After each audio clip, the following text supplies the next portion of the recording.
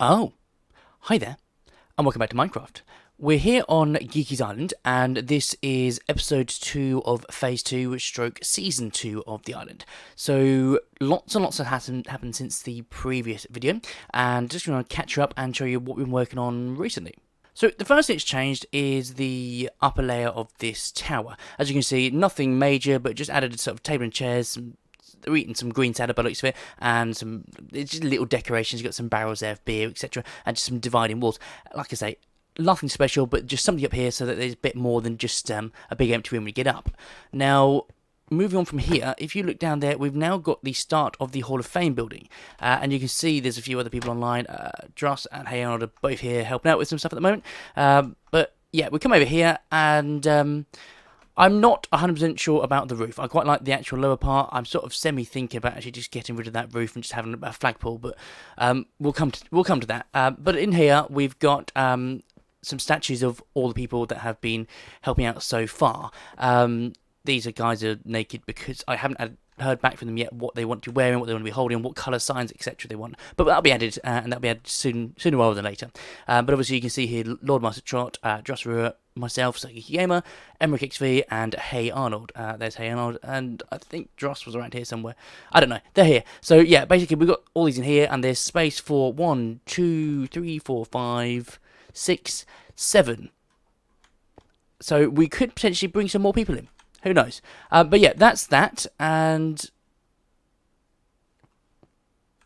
he's having a cup of tea. Right, lots and lots more. Let's go have a look at that tree. Okay, so first of all, the tree itself has been built by Dross. He's done a great job of that. Obviously, completely custom leaves and bark and all.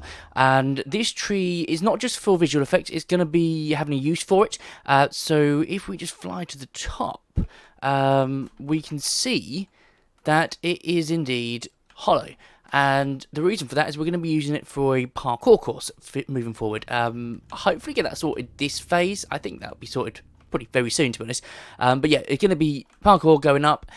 If I'm honest, I'm thinking we could have a parkour on the inside, but we could also have a separate one on the outside. Sort of one each and the other with sort of different prices depending on which one you do. But that's pretty cool. And obviously that leads down to a cave underneath. So the entrance to that will probably be somewhere underneath, which I'll leave you guys to find how to get into that, but it will be from the bottom, obviously. So that's that, and I think, as I say, it's looking excellent so far, so looking forward to actually doing more with it. So moving swiftly on, if you watched the last video, you'd remember we built this this maze under the jungle, which you'll have to obviously explore yourself. But played around with it some more and realised there was a few errors, so I've been tweaking it a little bit. So this is the exit. You have to come to here. But what we found was that once someone's completed it, it makes it a lot easier for a repeat turn. So what I've gone ahead and done is tweak the redstone so that basically when you come through this final door here, there's a pressure plate there which connects to these command blocks and basically resets various different points. So it's basically what it does is it clones these levers and then puts them in random places so that those levers are reactivated in different places around the maze so that everything goes back to a way we want it to be. I mean, it doesn't reset every one. Some of them will be left open, but you are going to need to sort of activate a few of them as you wander around anyway. So yeah, that's this one. I think this maze is pretty much complete now. There's lots of different stuff and say all sorts of different routes, and I mean spectator obviously, and it's a lot easier like that. But you'll probably find it a lot harder. I'd like to see how you get on with it and see sort of whether you can beat it or whether you struggle, because it's yeah, it's been an interesting one to make. And oh look, there's something down there now, so it is still dangerous, but be careful. And speaking of the jungle, I did mention last video that was thinking of expanding it out. So here you can see the proposed land that we're looking at making it much, much bigger. So obviously that is the jungle as it is. We would bring it out here where all the kelp is and then have a little river through here and then have another bit of jungle that links around the back of this building. So that will give us a lot more space. We'll be able to build more stuff in there, underneath it, on top of it, etc, etc, etc. So that should be quite cool. Yeah, I think hopefully it should be big enough. I mean, worst case, we can just keep going out. There's loads of room and there's a ship over there, so that's worth checking. But yeah, we can definitely make it bigger if we need to in the future. But that's just the way I'm planning at the moment, and I'm thinking that may be a phase 3 job. We may not do that this phase. It's just laying out the land for later. There's a few other things I want to show you though. Let's move on. Another thing I've been wanting to do for a little while, kind of a chicken and egg type situation, but as you're obviously aware, there's lots of different mini games on the server, just like this parkour course that we're just exploring right now. And on all those mini games, there's a chance to actually win currency, whether it's gold, emeralds, diamonds, etc. So with that currency, you can obviously go along and buy food and other things. But if you're a bit like me and you're rubbish at this sort of thing, you can see that my hunger's already gone down, so my health isn't going to go back up, and I'm probably going to die. So I could do with finding some form of food before I actually complete the challenge. So I wanted to make sure that was a possibility. That's why I said it's sort of a chicken and egg situation, because some people will do the mini games first to get the money, whereas others will go and do, obviously they'll need the food in order to do the challenges. So randomly around the island, there are various hidden chests, and I will show you this one in particular. But down here, there's a chest hidden, and if you open it, we can see there's some rotten flesh. So if you're like me and you're rubbish at parkour, you've got a chance of getting something to fill your hunger. Okay, you might get poisoned, but it's better than no food whatsoever. If you're not in a position to actually buy the food, then that will work. And I'm just drowning. Hang on. So that's what this area is for here. And I say there's lots of hidden ones all over the place with different stuff. So it's definitely worth exploring. And I've made sure that this won't run out. So actually, it's set up to a command block. So every time you open that, it then recreates another. Hang on. Let's come down into spectator. It'll activate this command block here, which basically fills up this chest with more rotten flesh. So that will never run out. So if you really wanted to, you could just live on rotten flesh all the time.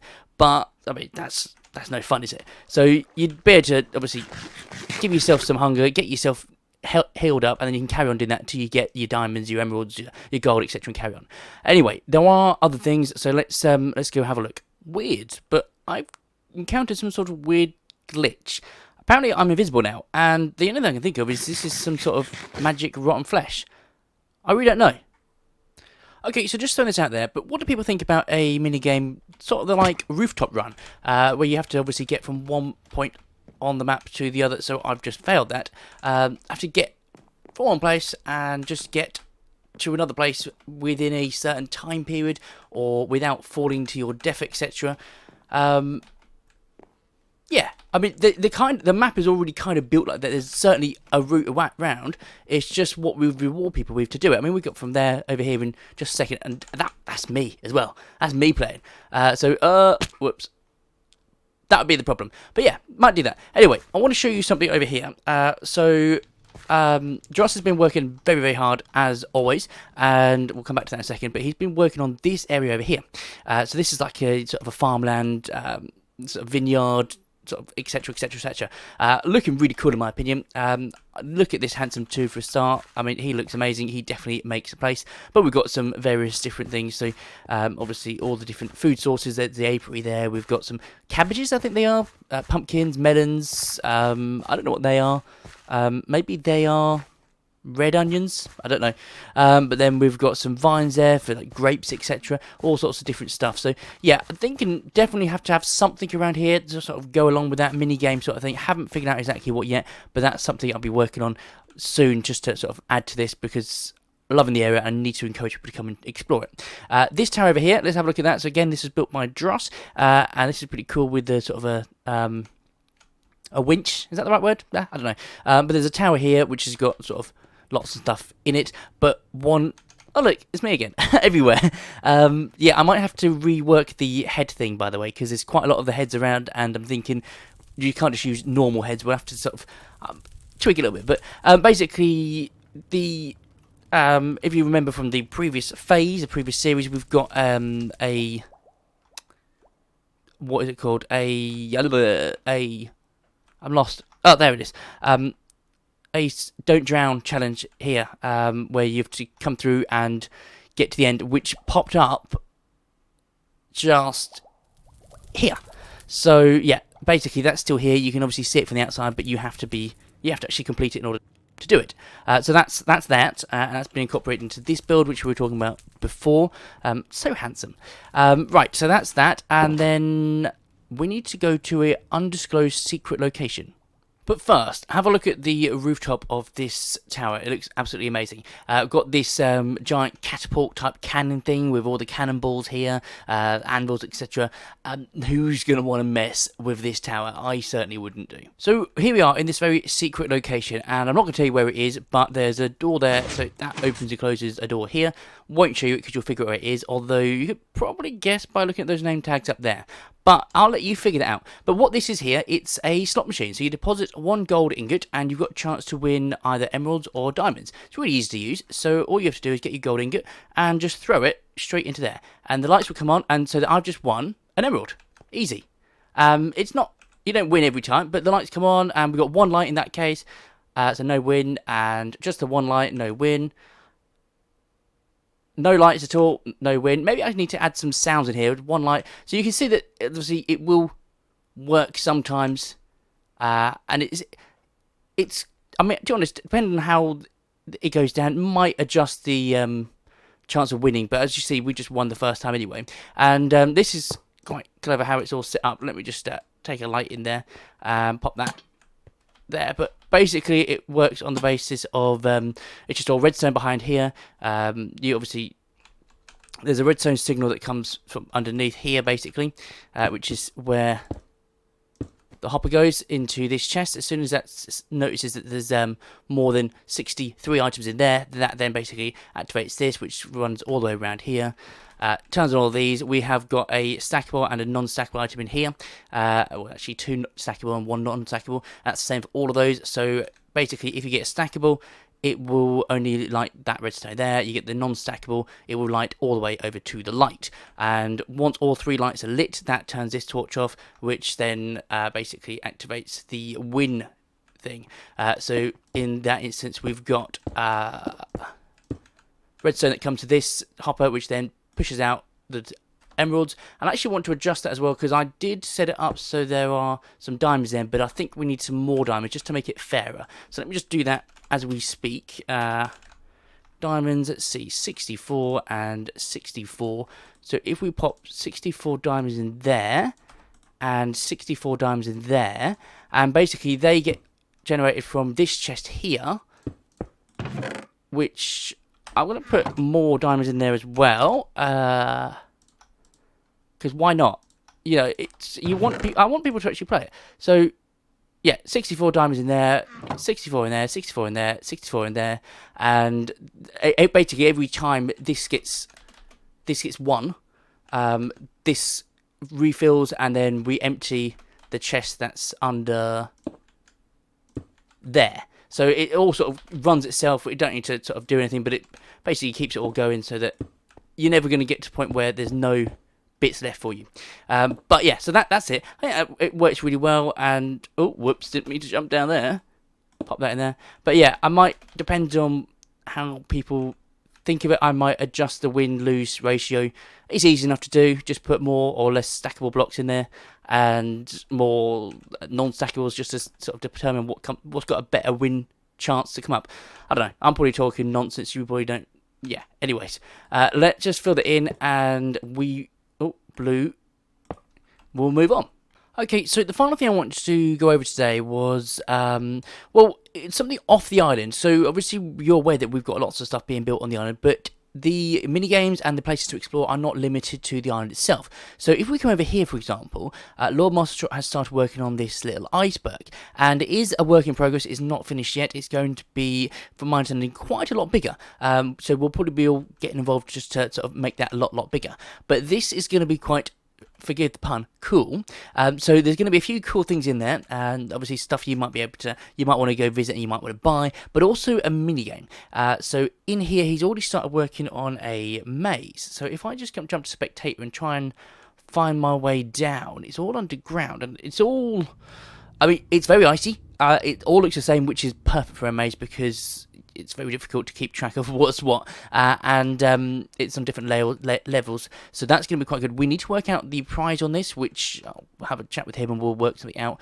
I think over this way. Yeah, so you come out here, and then there's a bit of a lava jump. So obviously, if you fall down there, you will die.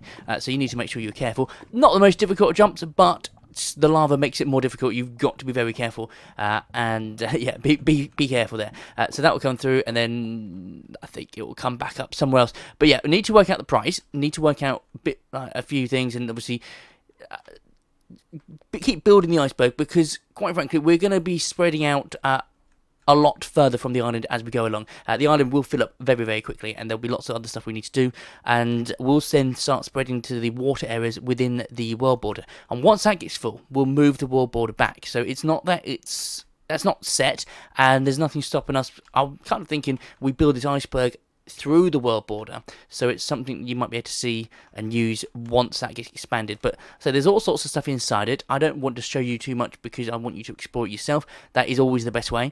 But if you want to see more of it, let me know in the comments below, and we'll come back to this in the next video and show you around a bit more. Hopefully, say we'll have the prizes, etc. in there, and yeah, show you a few little secrets that the iceberg has to offer. But I think, unfortunately, oh yes, I'm in spectator mode. Yeah, well, let's do it in spectator. Unfortunately, that's all we've got time for today. So if you enjoyed the video, and yeah, you liked it, hit the like button. And this is really distracting. Yeah, let us know how much you love the video by liking it and putting your thumbs up. If you haven't already, please consider subscribing to the channel, and obviously tell your friends about it too, because if you like it, there's a good chance they will too. But as always, I've been Ski Gamer. This is where I'd normally wave at you, but I can't. You've been awesome, and thanks for watching. Goodbye.